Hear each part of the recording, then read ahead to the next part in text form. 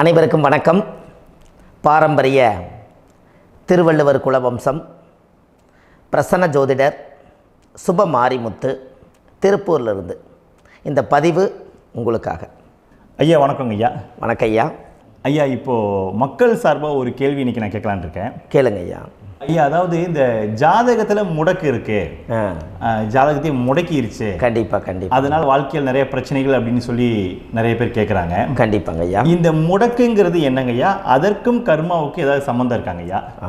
ரொம்ப பற்றி சொன்னீங்கன்னா ரொம்ப உதவியாக இருக்குங்க. நல்ல கேள்விங்க ஐயா. இந்த கர்மாவே முதல் எங்கேருந்து வருது அப்படிங்கிறது தான் இப்போ நம்ம சொல்ல போகிறோம். இதுவரைக்கும் எத்தனையோ கருத்துக்களெல்லாம் நீங்கள் இந்த உலகத்தில் கேட்டிருப்பீங்க. ஆனால் இந்த பதிவில் நீங்கள் பொறுமையோடு இந்த கருத்தை ஒரு இனிமையோடு நிதானமாக கேட்டிங்கன்னா உங்களுடைய ஊழ்வினை கர்மா எங்கிருந்து உருவாச்சு, இதனுடைய இந்த கர்மானால் நாம் என்ன கஷ்டப்படுறோம், நாம் இந்த பூமியில் பிறக்கிறதுக்கு என்ன வரம் வாங்கி வந்தோம், நம்ம பாவ புண்ணியமெல்லாம் ஜாதக கட்டத்தில் போய் எப்படி எடுக்கிறது, நம்மளுடைய தோஷம்னு சொல்கிறோமே அந்த தோஷம் எப்படி கிரியேட் ஆகுது, நம்ம இந்த பூமியில் பிறக்கும்போது கொண்டு வந்த கர்மாவா, இல்லை கடவுளே நம்மளுக்கு ஒரு தண்டனையாக கொடுத்த கர்மாவா, இல்லை நம்ம இந்த பூமிக்கு வந்ததுக்கு அப்புறம் செய்த கர்மாவா, இதை எல்லாத்தையுமே நம்ம பொறுமையாக கேட்கணும்னா கண்டிப்பாக இந்த பதிவை நீங்கள் பொறுமையோடு கேளுங்க. உங்களுக்கு இதில் ஒரு பெரிய ஒரு ரகசியம் ஒன்று அடங்கியிருக்குது. அந்த ரகசியத்தை தான் இன்றைக்கி இந்த உலகத்துக்கு அரங்கேற்றம் பண்ணுறேன்.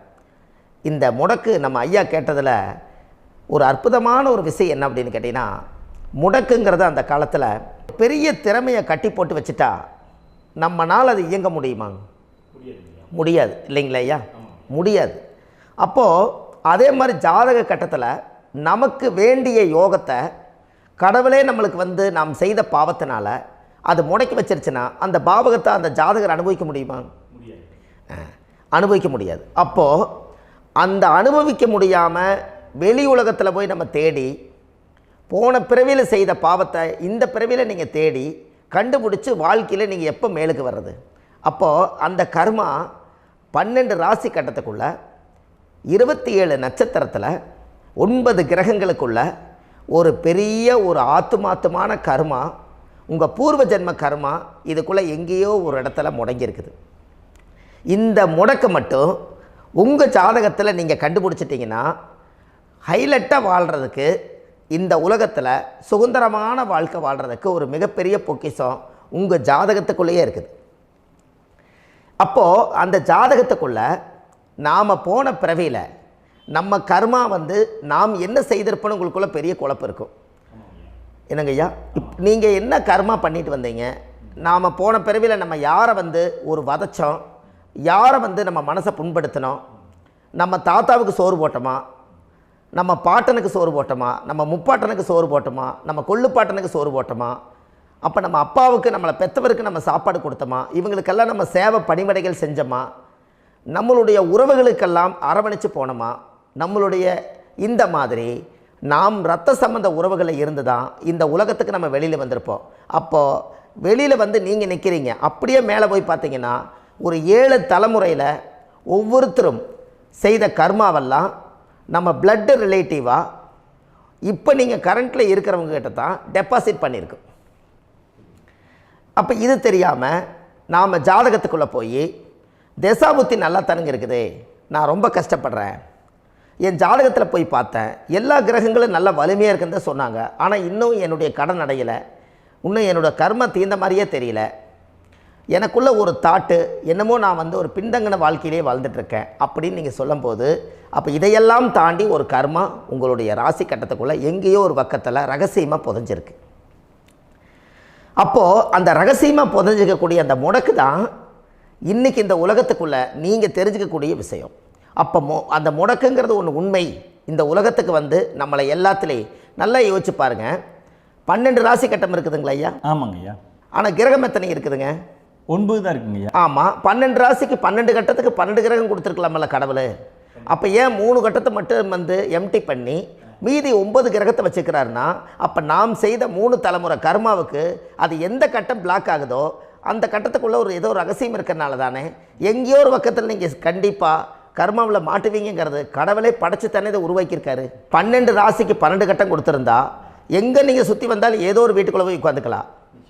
ஆனால் ஒரு வீடு சுத்தமாக இருக்குது, ஒரு வீட்டில் 4 கிரகம் இருக்குது, ஒரு வீட்டில் 3 கிரகம் இருக்குது, ஒரு வீட்டில் 5 கிரகம் இருக்குது, ஒரு 3 வீடு 4 வீடு காலியாக இருக்குது. அப்போ எங்கேயோ ஒரு ராசி கட்டத்துக்குள்ளேயே கடவுளுடைய கர்மா விளையாட்டு, அது ரகசிய விளையாட்டு தான். அப்போது இந்த இடத்துல தான் உங்கள் ஜாதகத்தில் முடக்கு இருக்குது. இந்த முடக்கை நீங்கள் எப்படியெல்லாம் அதை ஆராய்ச்சி பண்ணி கண்டுபிடிக்க முடியும் அப்படிங்கிற ஒரு விஷயத்தை தான் இன்றைக்கி நம்ம இந்த உலகத்துக்குள்ளே இதை நுழைக்க போகிறேன். இப்போ அப்பா செய்த பாவம்னு ஒன்று இருக்குமில்லங்க ஐயா, நம்ம அறியாத வயசில் தெரியாதல்ல, அப்பா செய்த பாவம்னு இருக்கும். அப்பாவுடைய சொத்து பிள்ளைக்குத்தானா, அப்பாவுடைய பாவம் பிள்ளைக்குத்தானே, என்னங்க ஐயா? சரி, அப்போ தாத்தா இருக்கிறாரு, தாத்தாவுடைய கர்மா உயில் எங்கே எழுதி வைக்கிறாருங்க? அப்போது மகனை விட்டுறாரு. அப்போ தாத்தா மாதிரியே முகம் இருக்குது, தாத்தா மாதிரியே அவருடைய நடை உடை பாவனை இருக்குது, அவர் தாத்தாவுடைய ஜீனு தான் அப்படின்னு இவர் சொல்லும்போது, அப்போ தாத்தாவுடைய சொத்து பேரனுக்கு சொந்தம்னா தாத்தாவுடைய பாவம் எங்கே போகுங்க? Very good. அப்போ அப்போது இந்த கர்மா எப்படி டிரான்ஸ்ஃபர் ஆகுதுன்னு உங்களுக்கு தெரியுதா? அப்போ நீங்கள் போன பிறவியில் அந்த தாத்தாவுடைய பேரனை நீங்கள் பிறக்கிறதுக்கு கர்மா உங்களை செயல்பட வச்சுருக்குது. அதனால் நீங்கள் தாத்தாங்கிறீங்க. அதனால் அந்த கௌரவமாக எங்கள் தாத்தா சம்பாரித்த சொத்து நான் தான் அனுபவிக்கணுங்கிற விதியை நீங்கள் உருவாக்கிறீங்க. அப்போது இந்த ஜாதகத்தில் அந்த ஊழ்வினை தோஷந்தான் ஏதோ ஒரு வழியில் உங்களை கர்மாவை செயல்படுத்துது. அதனால தான் இந்த ஜாதகத்தில் எந்த ஒரு முடக்கை எடுக்கிறதா இருந்தாலும் சூரியன் என்ற நட்சத்திரம் எதுவோ அந்த நட்சத்திரத்துக்கு எந்த வீடு முடக்காகுதோ அங்கே தான் உங்களுடைய கர்மா ஒளிஞ்சிருக்கும். இதுதான் உங்களுடைய பெரிய ஒரு பொக்கிஷமான ரகசியம். சரிங்க ஐயா, இப்போ இதில் நவகிரகங்கள் 9 இருக்கும்போது ஏன் சூரியனை மட்டும் நம்ம இதில் எடுத்துக்கணும்னு நீங்கள் சொல்கிறீங்க? நல்ல கேள்விங்க ஐயா. நீங்கள் கேட்டீங்க பார்த்தீங்களா, 9 நவகிரகம் இருக்கும்போது சூரியனை மட்டும், அந்த சூரியன் என்ற நட்சத்திரம் பிறக்கும்போது அந்த வீடு மட்டும் முடக்காகுன்னு நீங்கள் கேட்டீங்க இல்லையா? இதுதான் அற்புதமான கேள்வி. ஏன் அப்படின்னு கேட்டிங்கன்னா, சூரியன் அப்பா, அப்பாவோட உயிர் கரு போய் அம்மாவுடைய பனிக்கூடத்தில் கர்ப்பத்தில் வச்சு 10 மாதம் 300 நாள் சுமந்து நீங்கள் இந்த பூமிக்கு வெளியில் வரும்போது நீங்கள் என்ன பாவத்தை இவங்க விதைச்சாங்களோ அந்த கர்மாவை வாங்கிட்டு தான் நீங்கள் வெளியில் பிரசவமாகறீங்க. இதுதானே?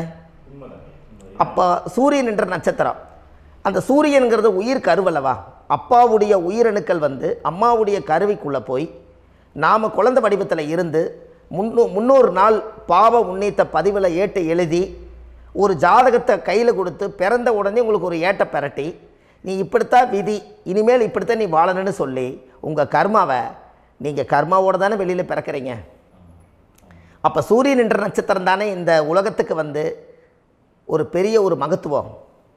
இப்போ பாருங்கள், விடிய வரைக்கும் நம்ம முழிச்சிட்ருக்குறோம், காலையில் சூரிய உதயமானால் அவங்கவுங்க செயல்படுறோம். மீதி எல்லா கிரகங்களுக்குமே வெளிச்சத்தை கொடுக்கக்கூடிய சக்தி சூரியனுடைய பிம்ப ஒளிக்குத்தானே உண்டு, என்னங்க ஐயா? அதனால தான் மேசத் உச்ச வீடுன்னு சொல்லி மேசத்தை உச்சம்னு சொல்லி சூரிய உச்சத்தை அங்கே தான் வச்சாங்க. அப்போது அந்த காலச்சக்கரத்துக்கு 5ஆம் இடம் பூர்வ புண்ணியஸ்தானத்தில் போய் சிம்மத்தில் கொண்டு போய் சூரியனை ஆட்சி வீடுன்னு வச்சாங்க. அப்போது சூரியனில் இருந்து தான் அந்த மையப்புள்ளி உருவாகுது. அப்போ உங்களுடைய ஜாதகத்தில் அந்த சூரியனாகப்பட்டவர் பிறக்கும்போது நீங்கள் உங்கள் ஜாதகத்தை நீங்கள் எடுத்துக்கங்க ஐயா. நீங்கள் இன்றைக்கே போய் கதவை திறந்து உங்கள் பெட்டியை திறந்து பீர்வாவுக்குள்ளே உங்களுடைய ஜாதகம் இருக்குது, அந்த ஜாதகத்தை எடுத்து ஜோதிடர்கிட்டையே நீங்கள் சந்தேகம் கேட்குறக்கு முன்பு நீங்களே உங்களுடைய கர்மா பற்றி தெரிஞ்சுக்கிறதுக்கு இந்த பதிவில் உங்களுக்கு ஒரு ரகசியத்தை சொல்லித்தரேன். உங்கள் ஜாதகத்தில் இப்போ இது வரைக்கும் ராசி கட்டத்தை நீங்கள் பார்த்துருப்பீங்க, ஆனால் பாதசாரம்னு ஒன்று இருக்கும் இல்லைங்களா? ராசிக்கு பாதசாரம்னு ஒன்று இருக்கும். சூரியன் என்ன நட்சத்திரத்தில் இருக்குது, சந்திரன் என்ன நட்சத்திரத்தில் இருக்குது, செவ்வாய் என்ன நட்சத்திரத்தில் இருக்குது, புதன் என்ன நட்சத்திர காலில் நிற்குது, இதெல்லாமே அந்த சாரம் இல்லாத ஜோதிடம் சோரம் போய்விடும். அதனால் அந்த சாரத்தில் நிற்கிது பார்த்தீங்களா கிரகம், அதில் இப்போ நீங்கள் உங்களுடைய ராசி கட்டத்தை ஓப்பன் பண்ணுங்கள். இதில் ராசி கட்டத்தில் சூரியன் என்ற நட்சத்திரம்னு ஒன்று இருக்கும் இல்லைங்களா? அது எதுவாக வேணாலும் இருந்துட்டு போட்டோம்.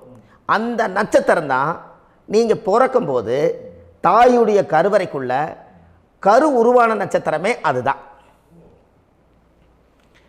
புரிஞ்சுங்களா ஐயா? பிறக்கும்போது நீங்கள் அந்த கருவுடைய நட்சத்திரம், அப்பா வந்து கருவை உருவாக்கி கர்மாவை விதைச்சது அந்த சூரியன் என்ற நட்சத்திரம் தான். அந்த வீட்டுக்கு தான் இந்த ராசி கட்டத்தில் உங்களுக்கு முடக்கு உருவாகுது. புரிஞ்சுங்களா ஐயா? அப்போது ஒரு ஜாதகத்தில் சூரியன் என்ற நட்சத்திரம் எதுவோ அதுதான் உங்களுடைய கர்மா நட்சத்திரம். இப்போ நம்ம பிறக்காதுக்கு முன்னாடி அப்பா கட்டத்தில் அந்த கர்மா டெபாசிட் ஆகிருக்கும். அதை ட்ரான்ஸ்ஃபர் எப்படி பண்ணுறாரு? அவருக்கு ஒரு கல்யாணம் வச்சு அவர் குடும்ப வாழ்க்கையில் வாழ்ந்து நம்மளோட உயிர் கருவை கொண்டு போய் ஊராம் பொண்ணை கல்யாணம் பண்ணி பொண்டாட்டின்னு எடுத்துக்கொண்டு அந்த பொண்டாட்டிங்கிற உரிமையாகி இவருடைய உயிர் கரு உருவாகி வாரிசுகள் வெளியில் வருது. அதானங்க ஐயா? அப்போது அந்த சூரியன் என்ற நட்சத்திரம் தான் இந்த உலகத்தில் ஒரு பிரம்மாண்டமான நட்சத்திரம்.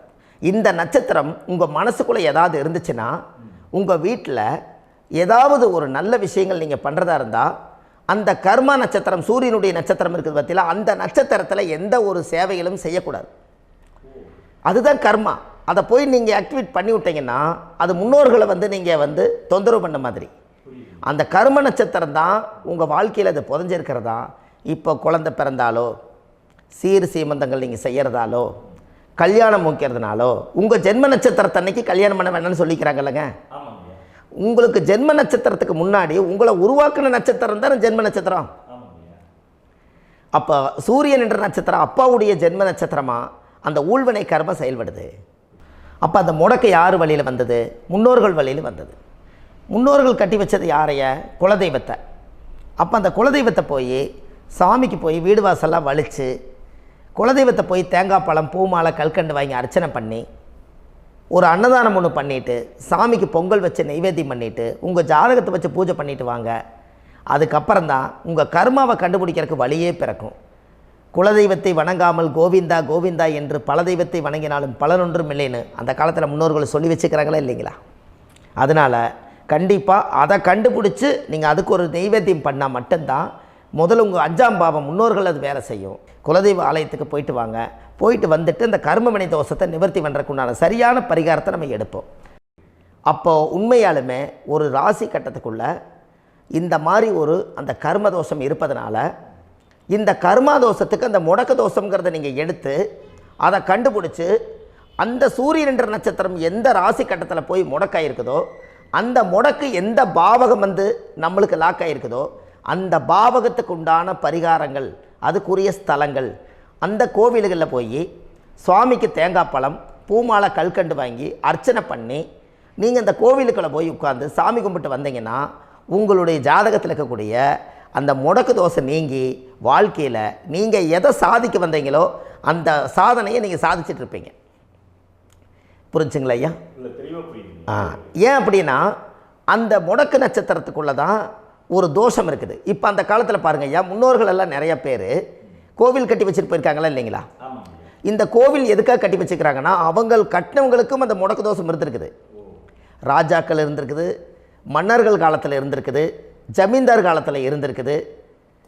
இப்போ அவங்களுடைய அமைப்புகள் எல்லாமே முன்னோர்கள் என்னமோ அறியாமல் தெரியாத தன்னடக்கம் இல்லாத ஒரு கர்மாவை இவங்க செஞ்சிட்டாலும் அதுக்குரிய பரிகார ஸ்தலங்களை கொண்டு போய் அந்த காலத்திலே ஜாதகம் பார்த்து நம்ம வந்து முன்னோர்களுடைய பாவத்தை, நாம் செய்த பாவத்தையும் தீர்த்துட்டு நமக்கு கீழே அடுத்த சந்ததிகள் அடுத்த தலைமுறைகள் வந்தாலும் இந்த கோவில்களுக்கு வந்து விளக்கு போட்டு சாமி கும்பிட்டு இந்த மண்ணை மிதிச்சிட்டு போனால் அன்னையோடு அந்த கர்மா தீருங்கிறது அந்த காலத்திலேயே முடக்க தோஷ பரிகாரத்தை கோவில் வழியில் அந்த காலத்தை திசை திருப்பி வச்சுருக்காங்க.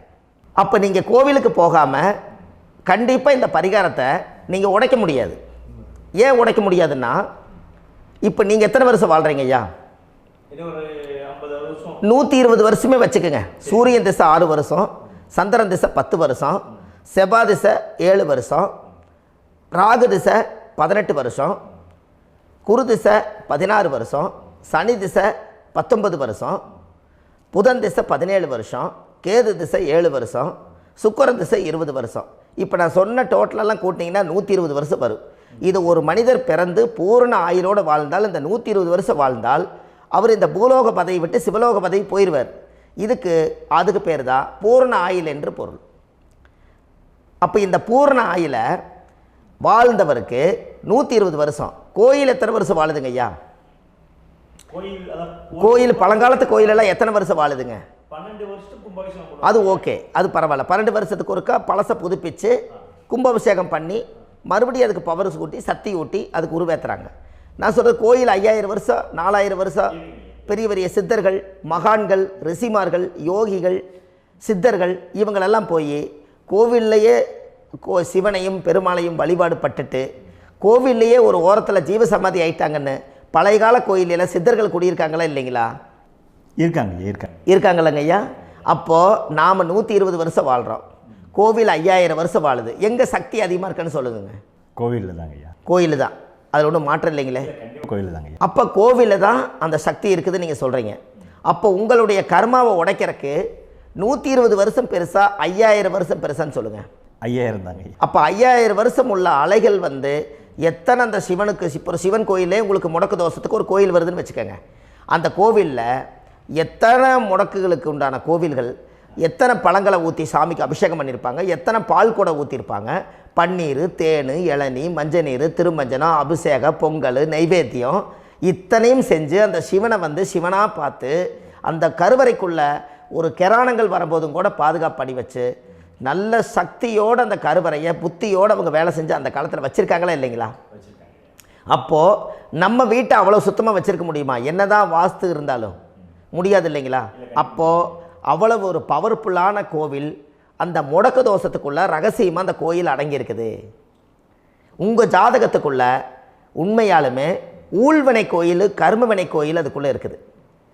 அந்த ஜாதகத்தை கணிச்சு பார்த்தா கரெக்டாக உங்களுடைய ஜாதகத்தில் அப்பாவுடைய கருவறையிலேருந்து உயிர் உருவாகிற நேரத்தில் இருந்து இப்போ வரைக்கும் நீங்கள் கரண்ட்டில் வாழ வரைக்கும் அந்த கர்ம கூட வர்றத ஒரே ஒரு இடத்துல போனால் மட்டும்தான் விட்டுட்டு வர முடியும். அது எந்த வீடு அப்படின்னு கேட்டால் உங்களுக்கு வந்து அப்பாவுடைய கர்மா வழியில் போய் அந்த கோவில் பழையகால கோயில், பழையகால தெய்வங்கள், அந்த கோவில் தான் உங்கள் ஜாதகத்துக்குள்ள ரகசியமாக இருக்கும்.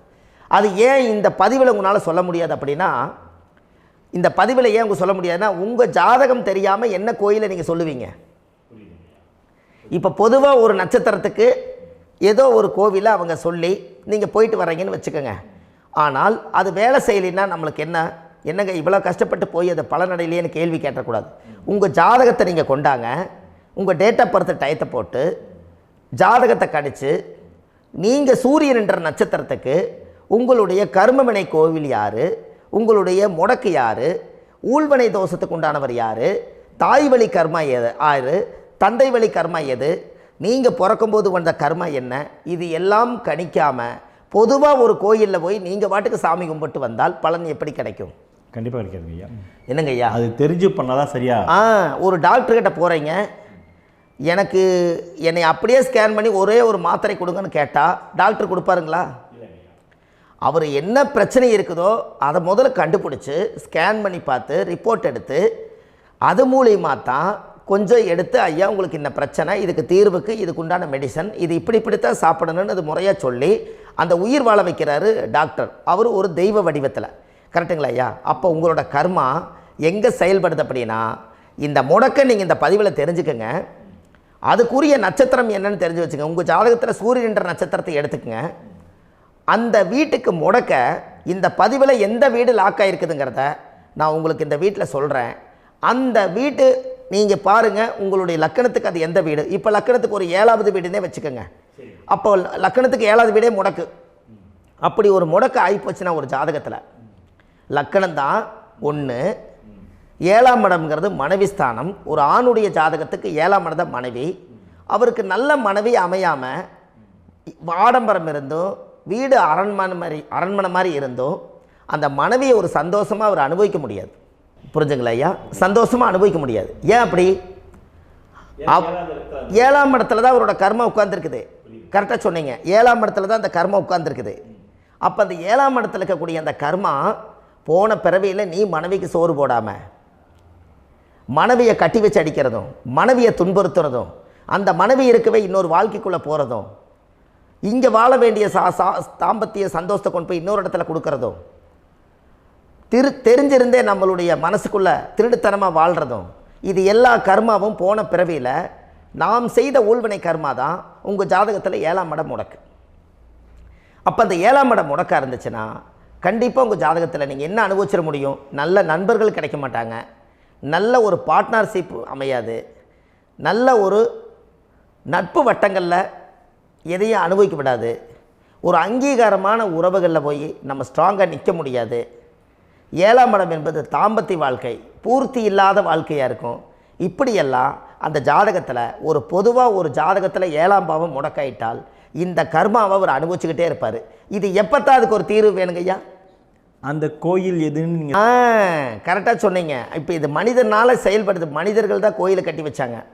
தெய்வத்தை விட ஒரு காலத்தில் மனிதர்களுக்கு மகிமை ஜாஸ்தி. ஏன்னா சாதாரண ஒரு மண் பூமியாக இருந்த இடத்த மனிதர்கள் தான் கோயில் கட்டி ஒரு மகிமைப்படுத்தி புண்ணியம் பண்ணி வச்சாங்க. மனிதர்களுக்கு சக்தி அதிகம்தான், ஆனால் பிரபஞ்சத்துக்கு அதை விட சக்தி அதிகம் அல்லவா? ஐயா, நீங்கள் கோவிலுக்கு போய் அந்த கர்மா உடைக்கிறதுக்கு கோவிலில் சக்தி இருக்குது, ரைட்டு. ஆனால் நம்ம வீட்டுக்கும் கோயிலுக்கும் ஒரு மிகப்பெரிய தொடர்பு என்னென்னா, அந்த கோயில் கட்டுறவங்க எல்லாமே பழைய காலத்து கோயிலெல்லாம் பாருங்கள், பஞ்சபூதத்தை வச்சு கட்டியிருப்பாங்க. பஞ்சபூதத்தை வச்சு தான் கட்டுவாங்க கோயில். அது உங்களுக்கு தெரியணும் இல்லைங்களா? பஞ்சபூதம்னா நீர், நெருப்பு, காற்று, பூமி, ஆகாயம்.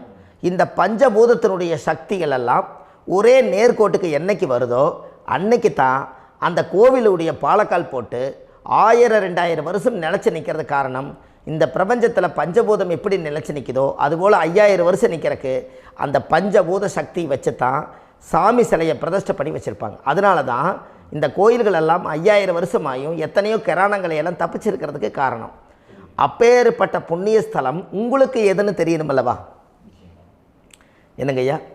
அப்பேற்பட்ட புண்ணிய ஸ்தலம் உங்களுக்கு எதுன்னு தெரிஞ்சால் தானே நீங்கள் போய் செய்ய முடியும், இல்லாட்டி கண்டிப்பாக தெரியாது. அப்போ இந்த முடக்கு தோஷத்தை கடவுள்கிட்ட கொண்டு போய் ஒப்படைக்கணும். நாம் பிறக்கும் போது கொண்டு வந்த கர்மாவை நாம் இருக்கும் காலத்தில் கொண்டு போய் இந்த கர்மாவை சுத்தப்படுத்தி, நீங்கள் பாவ ஆத்மாவை இந்த பூமியில் பிறந்து பூலோகத்தில் எல்லா புண்ணியத்தையும் செஞ்சுட்டு இந்த பூலோகத்தை விட்டு நீங்கள் போகும்போது புனித ஆத்மாவாக போகணுன்னா உங்கள் கர்மாவை கொண்டுட்டு போகாதீங்க, கர்மாவை நிவர்த்தி செய்யுங்க. என்னங்க ஐயா? அப்போ கர்மாவை சுத்தப்படுத்துங்க. கர்மாவை சுத்தப்படுத்திட்டு உங்களுக்கு பிறக்கிற குழந்தைகளுக்கு அந்த கர்மாவை டிரான்ஸ்ஃபர் பண்ணாமல் உங்களோட நில் பண்ணுங்க. ஒரு உதாரணம் சொல்லட்டுங்களா ஐயா? ஒரு காந்தம் ஒன்று இருக்குது இல்லைங்களா? ஒரு காந்தம்ங்கிறது ஒரு தாத்தாவாக வச்சுக்கோங்க. ஒரு இரும்பை கொண்டு போய் வச்சா ஒட்டு மோட்டாதா? அப்போ ஒட்டுனோடனே காந்தம்ங்கிறது தாத்தா, அவருக்கு பிறந்த வாரிசுக்கு அந்த கர்ம டிரான்ஸ்ஃபர் ஆயிருமா? சரி, இன்னொரு இரும்பை கொண்டு போய் வைங்க, ஒட்டு மோட்டாதா? அப்போ அது பேரனுக்கு வைங்க, பேரனுக்கு வந்துருச்சு அந்த கர்மா. இன்னொரு இரும்பு கொண்டு போய் வைங்க, அந்த காந்தத்துக்கு நேர் இன்னொன்று வைங்க, ஒட்டு மோட்டாதா? அப்போ அதை கொண்டு போய் நம்ம கொள்ளு பேரனுக்கு வைங்க. இப்படியே டிரான்ஸ்ஃபர் ஆகி தலைமுறையாக இந்த கர்மா தொடர்ந்துக்கிட்டே இருக்குது. இந்த இடத்துல கொண்டு போய் காந்தத்துக்கு இரும்பு ஒட்டிகிட்டே இருக்குதுல்ல, இந்த இடத்துல ஒரு மரக்கட்டை செஞ்சு கொண்டு போய் கரெக்டாக வச்சுக்கினே போட்டுமா? அந்த மரக்கட்டையை கொண்டு போய் வைக்கிறவர் யார்? மரக்கட்டை வச்சுட்டு அடுத்த வாரிசு புனிதமாக பிறந்துட்டு அந்த மேலே இருக்கிற கர்மாலாம் இந்த அடுத்த இதுக்கு வராதல்ல.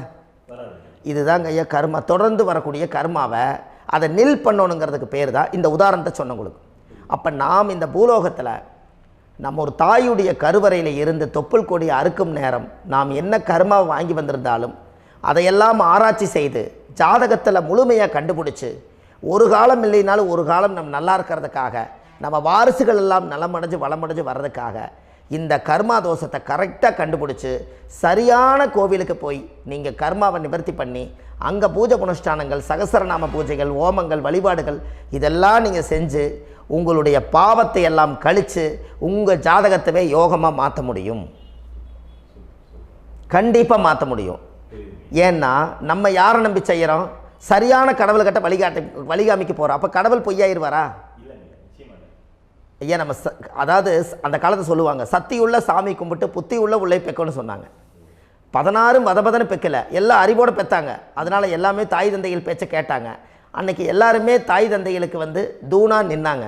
அப்போ அந்த காலத்தில் சத்தியுள்ள சாமி கும்பிட்டு புத்தி உள்ள உள்ளே பெக்கணும்னு சொல்லி அன்றைக்கி அறிவோடு பெற்று இந்த கர்மாவை ஆளுக்கு ஒரு கர்மாவை டிரான்ஸ்ஃபரை பிரித்து எல்லாரும் சுத்தப்படுத்தினாங்க. இன்றைக்கி நம்ம ஒரு குழந்தை 2 குழந்தை பெற்று வச்சுருக்கோம். அவங்களுக்கே இவ்வளவு கர்மா வந்துருச்சுன்னா இந்த குழந்தைகளுக்கு என்னைக்கு இந்த கர்மாவை போய் கண்டுபிடிச்சி நீங்கள் எப்போ சரி பண்ணுவீங்கன்னு. அப்போ இந்த வாழ்க்கையில் ஏதோ ஒரு பிரபஞ்ச சக்தி நம்மளை அறியாமல் என்னமோ ஒரு இயக்கத்தில் கொண்டு போய் விட்டுருச்சுங்களா? அப்போ இனிமேலாவது இந்த கர்மாவில் இருந்து கண்டிப்பாக நம்ம நிவர்த்தி ஆகணும்னு சொன்னால் இந்த முடக்கு தோஷத்தை யாரெல்லாம் கண்டுபிடிச்சி இந்த ஊழ்வினை கர்மாவில் இருந்து நாம் கருவறையில் சுமக்கும் போது 10 மாதம் நீங்களாம் என்னென்ன நினச்சிருப்பீங்க? அதாவது கருவறைக்குள்ள கருப்பாக ஒரு பிண்டம் இடப்பக்கம் கிடக்கையில் இந்த பூமிக்கு வரும்போது நீங்கள் என்னென்ன நினச்சிருப்பீங்க? இந்த பிறந்ததுக்கு அப்புறம் வந்து தான் அம்மா தெரியுது, அப்பா தெரியுது, தாத்தா தெரியுது, பாட்டி தெரியுது, இந்த உலகத்தில் கண்கொள்ளாத காட்சிகள் எல்லாம் தெரியுது, எல்லாம் தெரியுது. ஆனால் 10 மாதம் உங்கள் வாழ்க்கையில் நீங்கள் இருக்கும்போது நீங்கள் என்னென்னலாம் நினச்சி இந்த பதிவில் இறைவன் கொடுத்தாரோ அதையெல்லாம் அனுபவிக்கத்தான் வந்தீங்க. அதுக்கு இடையில இருக்கிறதான கர்மா. இந்த ஒரு விஷயம் உங்களுக்கு கிடச்சிருச்சுன்னா நீங்கள் எல்லாருமே ராஜயோகமாக பிழைப்பீங்கள்ல.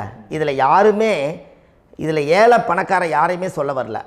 அவங்க பிறக்கும்போது புண்ணியத்தை பொறுத்து தான் போன ஜென்மத்தில் நம்ம என்ன புண்ணியங்கள் பண்ணி வச்சோமோ அந்த புண்ணியத்தில் இன்றைக்கி நல்லா வாழ்கிறாங்க. ஒருத்தர் கேட்டார், என் ஜாதகத்தில்ங்க எங்கூட படித்தவர் இடம் வாங்கிட்டார், வீடு வாசல் கட்டிட்டார், தொழில் பண்ணிட்டார், நல்லா இருக்கார், ஆனால் நான் இன்னும் அப்படியே தான் இருக்கிறேங்கன்னு ஒருத்தர் கேட்டார். அதுக்கு ஒரு கருத்து என்னென்னா, டேட் ஆஃப் பர்த் ஒன்று தான், டைம் ஒன்று தானே வச்சுக்கோங்க. அவங்க அப்பா செஞ்ச புண்ணியம் வேறு, நீங்கள் செஞ்ச பாவங்கள் வேறு.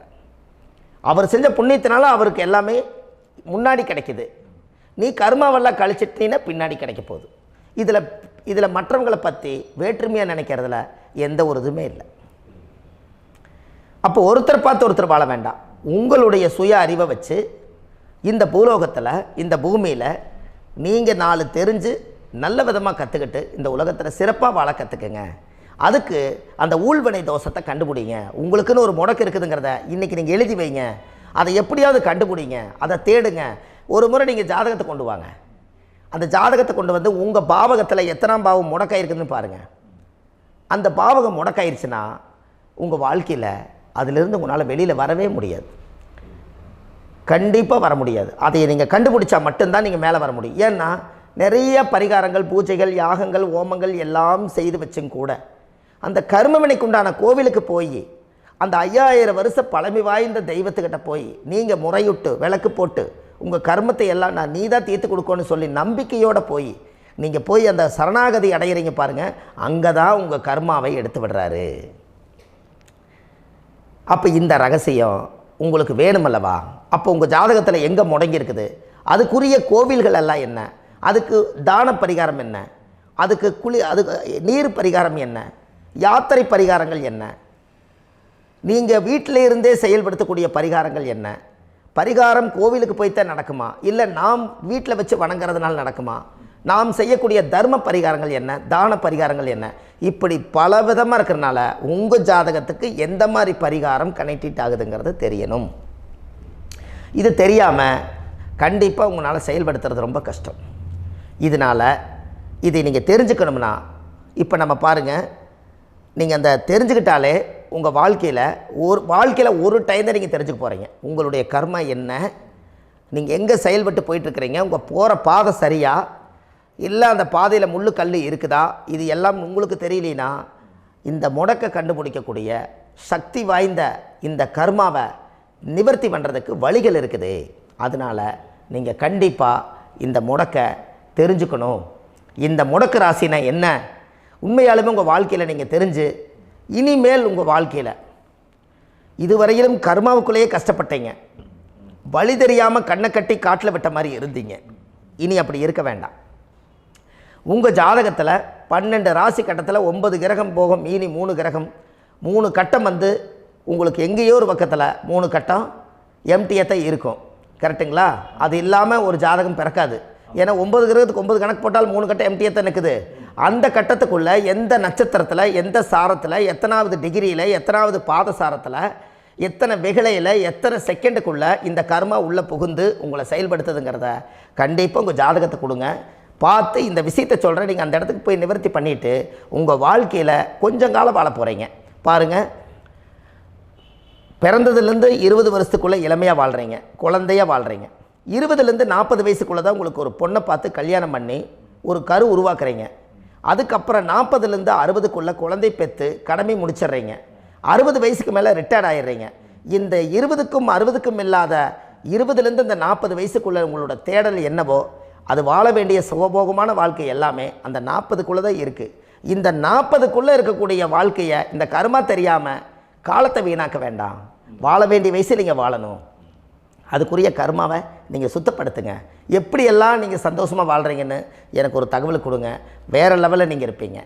கண்டிப்பாக இந்த பதிவில் உங்களுக்கு நான் இந்த விஷயத்தை கொடுக்க போகிறேன். இந்த முடக்கு நட்சத்திரங்கள் என்ன அப்படிங்கிறத இந்த பதிவில் நீங்கள் ஒரு நோட் ஒன்று எடுத்துக்கோங்க, குறித்து வச்சுக்கோங்க. இதில் இருந்து அவங்கவுங்களுக்கு முடக்கு நட்சத்திரம் என்னங்கிறத இந்த பதிவில் நான் உங்களுக்கு கொடுக்குறேன். இந்த வீடு தான் அது முடக்குங்கிறத சொல்கிறேன். இதையெல்லாம் நீங்கள் தெரிஞ்சு உங்கள் ஜாதகத்தவே நீங்கள் முடக்கு எடுத்து கண்டிப்பாக உங்கள் வாழ்க்கையில் நீங்கள் நல்லா இருப்பீங்க. அதுக்கு ஒரு நோட் எடுத்து வச்சுக்கோங்க. இது வரைக்கும் கர்மாவை பற்றி நம்ம பேசினோம். உங்கள் ஜாதகத்தில் சூரியன் என்ற நட்சத்திரத்துக்கு தான் முடக்குன்னு சொன்னீங்களே, எந்த வீடுங்கிற ரகசியத்தை இன்றைக்கி நம்ம எல்லோரும் தெரிஞ்சுக்கலாமா? இத்தனை காலமாக நீங்கள் தெரிஞ்சுக்காத ஒரு ரகசியத்தை இன்றைக்கி உங்கள் ஜாதக கட்டத்தில் நீங்களே முடக்க கண்டுபிடிச்சி அதுக்குண்டான பலனை தேட போகிறீங்க. அந்த தேடல் தான் உங்களை கொண்டு போய் உட்கார வைக்க போகுது. ஒரு உதாரணம், உங்கள் ஜாதகத்தில் பாதசாரம் இருக்குது அல்லவா? அந்த பாதசாரத்தில் சூரியன் என்ற நட்சத்திரம், சூரியன் நின்ற நட்சத்திரம் பாதசாரத்தில் கரெக்டாக எடுங்க. அது கேட்ட நட்சத்திரத்தில் சூரியன் என்ற நட்சத்திரமாக இருந்தால் அது தனுசு வீடு தான் முடக்கு ராசி வரும். அப்போ தனுசு வந்து முடக்கு ராசினா அப்போ உங்கள் லக்னத்துக்கு அது எத்தனாவது வீடுன்னு பாருங்கள். அந்த பாவகத்தை நீங்கள் அனுபவிக்க முடியாமல் இருப்பீங்க. அப்போ அதை போய் நீங்கள் நிவர்த்தி செஞ்சிட்டிங்கன்னா அந்த கர்மாவிலேருந்து நீங்கள் ரிலீஸ் ஆகிடுவீங்க.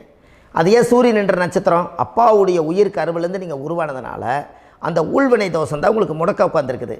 அந்த கர்மா நீங்கள் சுத்தமாயிருச்சுன்னா கண்டிப்பாக உங்கள் வாழ்க்கையில் ஒரு மிகப்பெரிய மாற்றத்துக்கு நீங்கள் வந்துடுவீங்க. இதில் இருந்து தான் உங்கள் ஜாதகம் ஒரு பிரமிப்பாக இருக்கும்.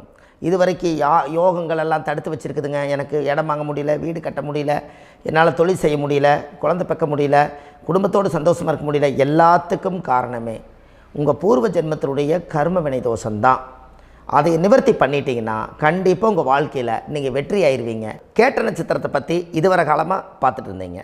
கேட்ட நட்சத்திரம் முடிஞ்சு மூல நட்சத்திரத்தை பற்றி அடுத்த பதிவில் நம்ம சந்திக்க போகிறோம். நம்ம ஆன்லைன்லேயே ஜாதகம் பார்க்குறோம். உங்கள் date of birth time place கொடுத்தீங்கன்னா போதும், உங்களுக்கு ஜாதகத்தை கணிச்சு ஃபோன்லேயே உங்களுக்கு கர்ம ராசி கண்டுபிடிச்சி உங்களுக்கு உண்டான கர்ம பரிகாரத்தை சொல்லி உங்கள் வாழ்க்கையில் ஒரு வெளிச்சத்தை கொண்டு வர்றதுக்கு என்றைக்கும் உங்களுக்கு உறுதுணையாக இருப்பேன். நீங்கள் கண்டிப்பாக இந்த பதிவுகள் எல்லாம் இது உங்களுக்காகத்தான். இது அதிகாலை நேரத்தில் பிரம்ம முகூர்த்தத்தில் இந்த பதிவை உங்களுக்கு முழுமையாக சமர்ப்பணம் பண்ணுறேன். இதை இதை வழி நடத்தி இதைய எப்படியெல்லாம் இந்த முடக்க கண்டுபிடிச்சி இப்படியெல்லாம் பேச வச்சு அழகு பார்க்க நம்ம முன்னோர்களுடைய ஆசீர்வாதமும் இந்த முடக்க கண்டுபிடிச்ச குருமார்களும் அவங்களுடைய குடும்ப பாரம்பரிய வம்சாவளிகளும் எல்லாருமே நல்லா இருக்கணும். அதுக்காக இந்த நேரத்தில் நான் வந்து அடியேன் சுப மாரிமுத்தாக இருந்து திருப்பூர்லேருந்து இந்த பதிவை உங்களுக்கு நான் கொடுக்குறேன். கண்டிப்பாக இந்த முடக்கு கோயிலுக்கு, இந்த முடக்கு தோஷத்துக்கு உண்மையான பரிகாரங்கள், எளிமையான பரிகாரங்கள் நீங்களே வாழ்க்கையில் செஞ்சு ஆதிகால பரிகாரங்கள் உங்கள் மனசுக்குள்ளே இருக்குது. அதை செயல்படுத்தினா மட்டும் போதும், வாழ்க்கை எங்கேயோ போயிடும். கண்டிப்பாக ஒரு முறை உங்கள் ஜாதகத்தை அனுப்பி வைங்க, உங்களுக்கு நான் பார்த்து பலன் சொல்கிறேன்.